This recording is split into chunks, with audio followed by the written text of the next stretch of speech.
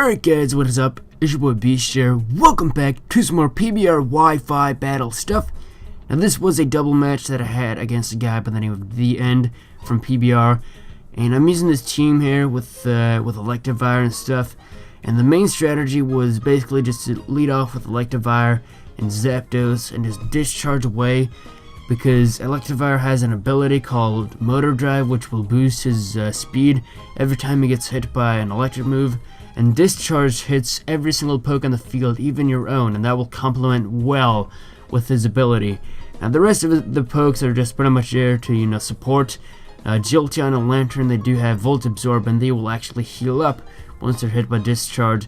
Azumarill will, however, be hit super effectively by that Discharge, but I really don't mind that at all. I'm usually not going to use Discharge when I have Azumarill in there. It's usually just a finisher, Azumarill with Aqua Jet and stuff. And Swampert, it is part ground, so it is immune to that Discharge. So yeah, anyways, let's go ahead and start the battle, shall we? So we are playing on Waterfall Coliseum, and for this battle I decided to go with Zapdos, Electrify, Azumarill, and Jolteon.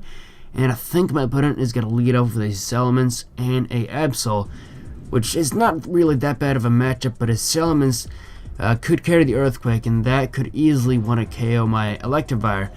But I do have some bulk on my Electrify with a Citrus Berry as well, so I should be able to take at least one big hit from that Salamence. But turns out that he's not going to go for the Earthquake. He's instead going to target my Zapdos with his Salamence a little bit later on. But first of all, his Absol is going to go for the Sucker Punch on my Electrify. It's going to do a hell of a lot of damage, which tells me that he is Choice Banded, no doubt, because I do have a little bit bulk on my Electrify. I think I have max HP or something.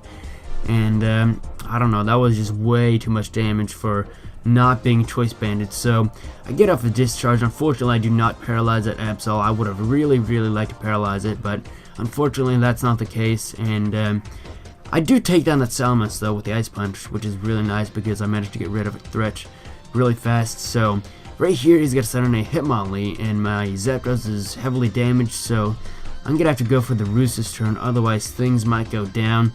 And I didn't want my Electrify to get taken down by a Sucker Punch from that Absol, so I'm just going to go ahead and switch out of there into my Azumarill, as my opponent is going to try to Sucker Punch my Electrify, but I saw that coming, so I'm just going to go straight into my Azumarill, as my opponent is going to go for the Fake Out with his Hitmonlee, which is, I really don't mind that at all, because I will still be able to, get off a Roost the next turn. But I'm just going to go straight for the Waterfall on his Absol, because I know he will outspeed me and try to go for the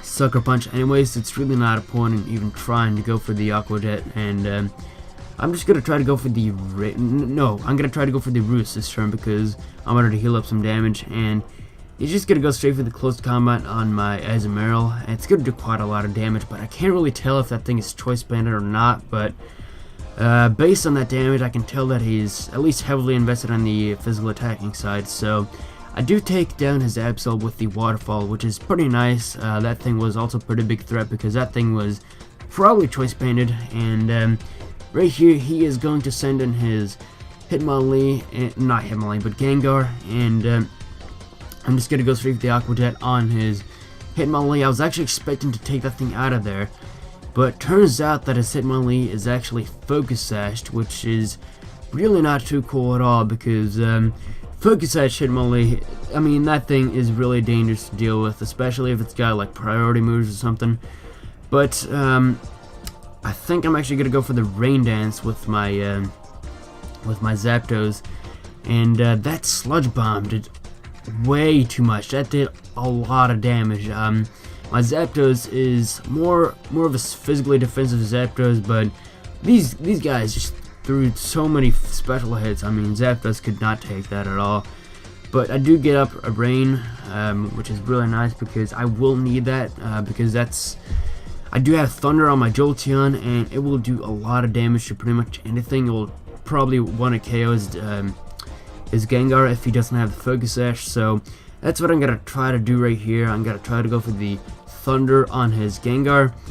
and unfortunately, it turns out that that thing has the focus sash as well, which is really not too cool at all. I mean, he's gonna live that, and both of them are gonna be at 1 HP. He's gonna try to go for the sucker punch right here on my Jolteon, and he's gonna go straight for the thunder on his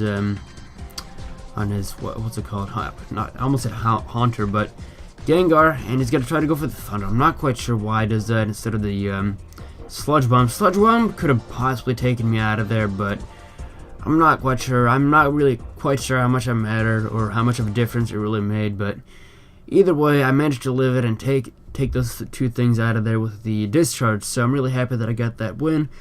Hope you guys enjoyed this battle. Leave a like rating if you did, and I will see you guys later. Peace!